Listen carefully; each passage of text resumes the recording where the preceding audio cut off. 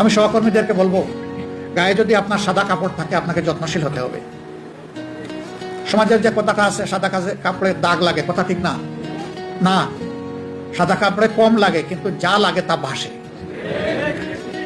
Very careful. নৈতিকতার প্রশ্নে জামাতে ইসলামীতে কোনো ছাড় নাই।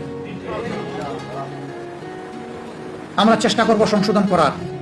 যদি সহনীয় মাত্রার কোনো লঙ্ঘন হয়, আমরা চেষ্টা করব সংশোধন করে তাকে দায়িত্ব পালনের সুযোগ দেওয়ার। কিন্তু সেই মাত্রাটা যদি ভারী হয়, তাহলে আমাদের কিছুই করার থাকবে না। আমাদেরকে কঠিন সিদ্ধান্তের দিকেই যেতে হবে।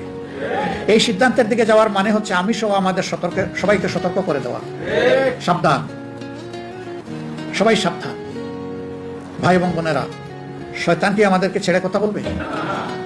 মানবতার সূচনা থেকে এই শয়তান মানুষের ক্ষতি করার জন্য লেগেই আছে। আর যারা মুমিন মুসলমান, তাদের সাথে আরো শক্তভাবে লাগে। কারণ এর বাইরে যারা আছে, যারা আল্লাহকে মানে না, আল্লাহর আইন মানতে চায় না, তাদের জন্য তো সরকারের এই শয়তানের বেশি কিছু করা লাগে না।